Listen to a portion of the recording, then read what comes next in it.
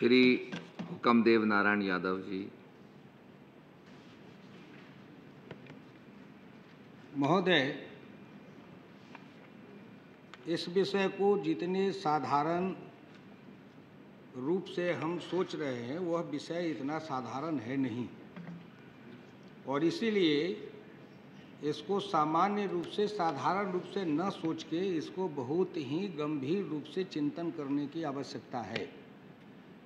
जिसे हम जादू कहते हैं, टोना कहते हैं, तंत्र कहते हैं, मंत्र कहते हैं, क्या ये कहने वाले लोगों को तंत्र और मंत्र के शब्द का व्यापक अर्थ मालूम है? क्या भारत के पाणिनि के व्याकरण के अनुसार या संस्कृत साहित्य के अनुसार तंत्र और मंत्र के जो भौतिक अर्थ हैं और आध्यात्मिक अर्थ हैं, उन दोनों अर्थों को वो जानते हैं? और अगर शब्द के अर्थ को नहीं जानते हैं, तब अगर प्रयोग करते हैं और उसका विश्लेषण करते हैं तो अर्थ का अनर्थ भी हम कर दे सकते हैं। इसलिए अलग अलग विषयों को रखा जाए। अभी वीर बहादुर जी बोल रहे थे तो अंधविश्वास कर रहे थे। हमारे गुरु डॉक्टर लोहिया थे, राजनीति के क्षेत्र में हमें सिखाया करते थे कि अंधविश्वास जितना खतरनाक है उतना अंध अविश्वास भी खतरनाक है। हम अगर अंधविश्वास न करें तो किसी में अंध अविश्वास भी नहीं करें, अर्थात हम अपने विवेक के अनुसार, ज्ञान के अनुसार, बुद्धि के अनुसार, तर्क के अनुसार विवेचन करके तब उसको ग्रहण करें। यही हमारा निरंतर भारतीय संस्कृति का परंपरा रहा है। इसलिए तो न्याय शास्त्र का गौतम ऋषि ने न्याय शास्त्र की रचना की थी, और मैं उसी क्षेत्र से आता हूँ जहाँ के ऋषि गौतम ऋषि थे और जहाँ पर न्याय शास्त्र की रचना हुई थी। इसलिए मेरी विनम्र प्रार्थना है कि इसको ऐसे न देखा जाए। हाँ, जादू है, टोना है, लोगों के अंदर भ्रांति और भ्रम फैलाया जा रहा है, उसको एक तरफ से देखा जाए। मैं इस बात को कहना चाहूँगा, आप जानते हैं कि जब ये चारों वेद की रचना हुई थी तो क्या अथर्व वेद को प्रारंभ में जादू टोना नहीं कहा गया था? ये 3 वेद वाले उस वेद को वेद मानने के लिए तैयार नहीं थे। बाद में चल के हमारे ऋषियों महर्षियों ने लंबा सत्संग किया, ज्ञान का चर्चा की, और महर्षि वेद व्यास के नेतृत्व में धर्म सभा स्थापित करके तब चारों वेद को उन्होंने मान्यता दी थी। क्या महाभारत के काल में राजा शांतनु जब गंभीर रोग से बीमार थे तो क्या इसी अथर्व वेद के ज्ञाता महर्षि ने उनको इसी अथर्व वेद के मंत्रों के द्वारा और उनके उन औषधियों के द्वारा उनका उपचार करके उनको स्वस्थ नहीं किया था? तो एक वह वैज्ञानिक चीज है जो उनके मंत्र का अर्थ होता है, जिसको आज हम फार्मूला कहते हैं, और उस फार्मूला को हमारे ऋषियों ने कहा वो मंत्र है। आप अगर किसी आज वैज्ञानिक क्षेत्र में किसी चीज का आविष्कार करते हैं, निर्माण करते हैं, तो उसकी एक फार्मूला बनाते हैं, उस पर चलते हैं। MCQ जो आइंस्टाइन ने थ्योरी दिया था वो तो एक छोटा सा फार्मूला था, लेकिन उसका विश्लेषण E=mc²। जी, अणु से परमाणु तक गया। उसी तरह हमारे ऋषियों ने अगर एक छोटा मंत्र दिया था कि यो यम विज्ञानमय प्राणेषु हृदय अंतर ज्योति पुरुषा एकम सद्विप्रा बहुधा भदंती, तो मंत्र है। आप उसकी व्याख्या जितनी अंतर्दृष्टि से, अपने ज्ञान और विवेक से जितनी व्यापकता में कर सकते हैं करिए, लेकिन दुर्भाग्य है कि हिंदुस्तान में ज्ञान के तरफ लोगों का आकर्षण नहीं रहा, ज्ञान के तरफ खोज नहीं हुआ। हम कहीं दूर भटकते चले गए और अपने उन ज्ञान से वंचित रहते गए, जिसका दुष्परिणाम अभी हम खोज रहे हैं। हम भटक रहे हैं, हम पतन की ओर जा रहे हैं। आपसे मैं विनम्र प्रार्थना करूंगा, आप स्वयं शास्त्र पढ़े हुए हैं। मारनम मोहनम वश्यम स्तंभन उच्चाटनादिकम। क्या दुर्गा सप्तशती में हम पाठ करते हैं तो उसमें नहीं कहते हैं मारनम मोहनम वश्यम स्तंभन उच्चाटनादिकम? क्या हम इसको प्रतिबंधित कर दें कि नहीं, ये अंधविश्वास है, ये गलत है? ये हर 9 दिन दुर्गा जी की जब पूजा होती है, नवरात्रा, उसमें घर घर में पाठ करते हैं और घर घर में इसकी पूजा करते हैं, लेकिन इसके व्यापक अर्थ को हम समझ नहीं पाते हैं। आप जब कथा बाँचते हैं तो रामचरितमानस में आया है कि महामंत्र जी में जपहि ब्याल के मिठई कठिन कुअंक भाल के। किस अर्थ में कहा गया है, अगर उसके कोई अर्थ नहीं है, परिभाषा नहीं है, उनका कोई मतलब नहीं है, तो गोस्वामी तुलसीदास जी ने यूं ही लिख दिया था। मन पर गमार के जैसे आज टीवी में बोलने वाले हैं और कोई तंत्र मंत्र करने वाले हैं, उसी के जैसे उन्होंने लिख दिया था क्या? इस बात को भी हमें गहराई से समझना चाहिए। विषय वासना का मारण करें जी। आगे आके हम देखते हैं कि हमारे यहाँ है तंत्र और मंत्र, और फिर आता है यंत्र। तो मंत्र के अनुसार तंत्र है, तंत्र के अनुसार यंत्र है, और उसके वैज्ञानिक प्रक्रिया है।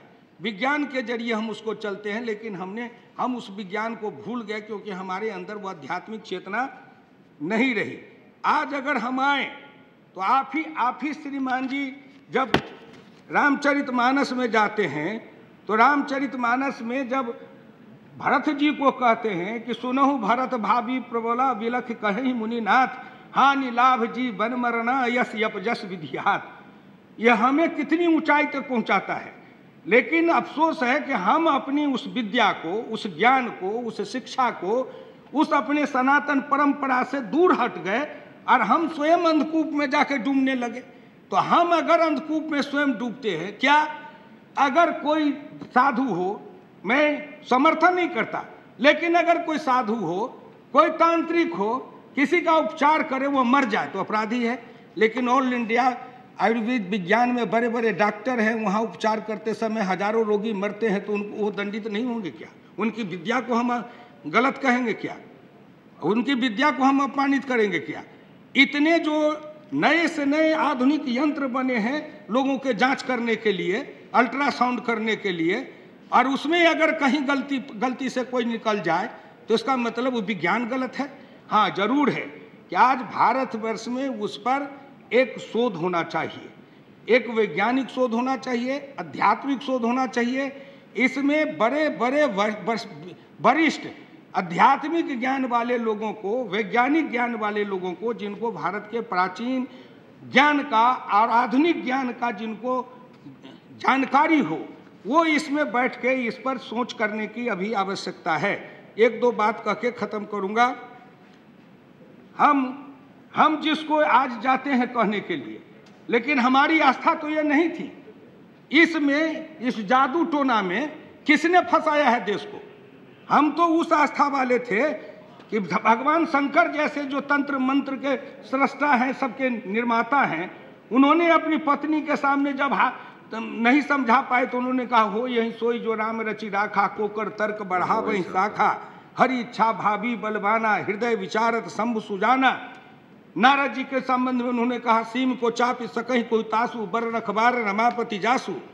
आखिर हमारे अंदर जो वो आस्था थी, हमारे अंदर जो वो धार्मिक आस्था थी, आध्यात्मिक आस्था थी, हमारे अंदर अपने परंपराओं के प्रति, अपने वांग्मय के प्रति, अपने शास्त्र के प्रति, अपने ज्ञान के प्रति, अपनी भक्ति के प्रति हमारे अंदर जो आस्था थी और जिस पर हम आगे बढ़ सकते थे, आखिर उस आस्था से देश को डिगाया किसने? जिसने डिगाया इस देश को और उस अंधकूप के तरफ ले गया, उस शिक्षा पद्धति को आप अपराधी कहिए। क्या जिस शिक्षा पद्धति का हम ढिढोरा पीटते हैं, आप क्यों नहीं शिक्षित करते हैं? क्यों नहीं समाज में देते हैं? दूर से दूर, आपके यहाँ भी उत्तराखंड में मैं गया था चारों धाम घूमने, दूर से दूर पहाड़ पर, वहाँ अगर कोई आदमी बीमार पड़ जाए तो इलाज करने के लिए कोई डॉक्टर नहीं है।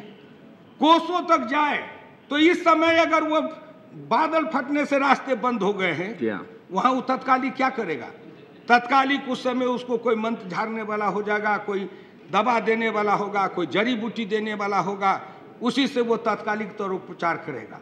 तो आखिर हमारे पास में यह सुविधा नहीं है, हम सुविधा नहीं दे पाए, हम उनको साक्षर नहीं कर पाए, हम उनको शिक्षित नहीं कर पाए। गांव के पिछड़े दलित जो अनुसूचित जाति या जनजाति को हम कहते हैं कि वो इसमें ज़्यादा फंसे हुए हैं, वो इसमें ज़्यादा क्यों फंसे, कहाँ फंसे हुए हैं? सबसे ज़्यादा जो राजनीतिक हैं, व्यवसायिक हैं और प्रशासनिक सेवा में लगे हुए हैं, जो अपने को कहते हैं, वो सबसे ज़्यादा इसके पीछे दौड़ते हैं। और सबसे ज़्यादा चंद्रा स्वामी के पास कौन जाता है? कोई गरीब जाता है? कोई गांव का निर्धन निर्बल जाता रहा है? जो उनके यहाँ जाकर के बड़े बड़े राजनेता जाते थे, उनकी चरण चुंबन करते थे, उनके आगे नतमस्तक होते थे, कौन जाता था? आज भी बड़े बड़े आश्रम बने हुए हैं, उन आश्रमों में कौन जाता है? कोई गरीब, कोई निर्धन, कोई आदिवासी, कोई अनुसूचित जाति, कोई जाता है क्या? जाते हैं बड़े बड़े लोग, राजनीति करने वाले, व्यवसाय करने वाले, प्रशासनिक सेवा में रहे हुए लोग, वो वहां जाते हैं, उनके सामने नतमस्तक होते हैं। और आप बिल के मार्फत बहस करते हैं तो कहते हैं इसमें वो गरीब फंसा हुआ है, वो आदिवासी लोग हैं, वो अनुसूचित जाति के लोग हैं, वो पिछड़े वर्ग के लोग हैं, उस अंधविश्वास में ज़्यादा फंसे हुए हैं, उसमें ज़्यादा डूबे हुए हैं। हाँ, डूबे हुए हैं, उसका कारण भी है कि उनके रोग होते हैं, बीमार पड़ते हैं, उनके इलाज की व्यवस्था है क्या? उनके रोग की व्यवस्था है क्या? इस पर भी हमें गंभीरता से चिंतन करना चाहिए। जो गलत है उस गलत को रोकना चाहिए। लेकिन गलत के मामले में मैं देखा बहस करते करते समय हम ज्योतिष तक को कह गए। ज्योतिष में दो है, गणित है और फलित है। आज भी भारतवर्ष के ज्योतिष हैं जो पथरा में लिख देते हैं बनारस में बैठे बैठे, फलाना दिन इतना बज के इतना मिनट पर सूर्य ग्रहण लगेगा। क्या वो उसको काट सका है कोई? हम आज वैज्ञानिक जो शोध संत बैठे हुए हैं सो नहीं है।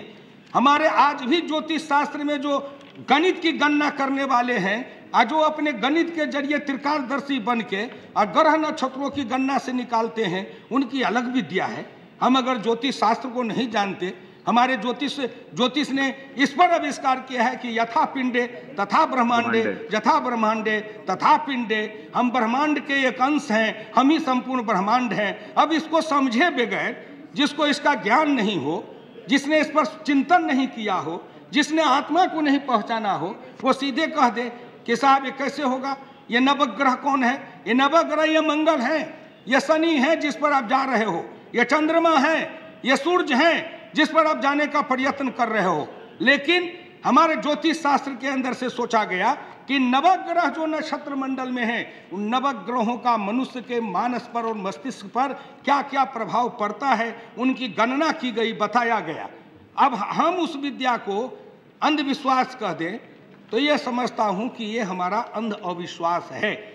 अंत में मैं कहना चाहूँगा कि पश्चिमी सभ्यता, भारतवर्ष में पश्चिमी सभ्यता आई, हम पश्चिमी सभ्यता के पीछे दौड़े, उनके पीछे दौड़ते चले गए और अंधविश्वास हमने पैदा किया कि भारत की विद्या, भारत के ज्ञान, भारत की संस्कृति, भारत की अध्यात्म, भारत के धर्म में जो कुछ भी कहा गया है वो नादानी पूरा है। हमारे पूर्वज नादान थे, अज्ञानी थे, और यूरोप वाले जो कहते हैं वही सत्य है, क्योंकि वो विज्ञान से आते हैं। अगर उन्हीं का विज्ञान सत्य है तो मैं कहता हूँ उनका विज्ञान शोषण का आधार है। रोज नए नए कंप्यूटर बनाते हैं, पुराने कंप्यूटर को फेंकवाते हैं, वो अपना व्यवसाय करते हैं। हम तो ऐसा नहीं करते। इसीलिए आप इस पर चिंतन करिए। जादू हो, टोना हो, पाखंड हो, इसको एक श्रेणी में रख के उसको रोकने के लिए कानून बनाइए। लेकिन उसके साथ साथ हमारी प्राचीन विद्या है, ज्योतिष है, गणित है, अध्यात्म क्षेत्र है, जो कुछ भी हमारे हैं, तंत्र हैं या मंत्र हैं, उनके अपने एक अलग क्षेत्र है जो वैदिक काल से चला आया है। उसको भी कृपा करके इस गंदी नाली में हमारी प्राचीन और परंपरा विद्याओं को मत डालिए। गंदी नाली में जो कुछ भी है उनको साफ जरूर करिए, लेकिन अगर इसको गंदा कहिएगा तो हम इसको मानने के लिए तैयार नहीं हैं। अंधविश्वास है, अविद्या है, अंधकार है, उसमें लोग भटक रहे हैं। उन लोगों को, हम अपने भाइयों को, बहनों को, भारत माता के संतानों को उस अविद्या, उस अंधकार से निकाल करके उनको ज्ञान की प्रकाश की ओर लावें। जिस दिन उसमें विद्या और ज्ञान का प्रकाश फैलेगा, स्वयं ही अंधकार से और स्वयं ही ये अज्ञानता से वो मुक्त हो जाएंगे। हमें इसकी ओर प्रस्थान करना चाहिए। इन्हीं शब्दों के साथ आपने मुझे समय दिया, इसके लिए बहुत बहुत धन्यवाद। और अपनी वाणी समाप्त करने से पहले मैं अपने उन ऋषियों मुनियों को प्रणाम नमस्कार करता हूँ जिन्होंने भारत को एक उच्च आदर्श दिया था, लेकिन हम आज अंधकार में भटक रहे हैं। हमें फिर उसी जगह पर ले चलिए, वही आध्यात्मिक चेतना से मुझे परिपूरित करिए कि हम कृष्ण के समान अपने विराट रूप को विश्व में दिखा सके। धन्यवाद। Item number 31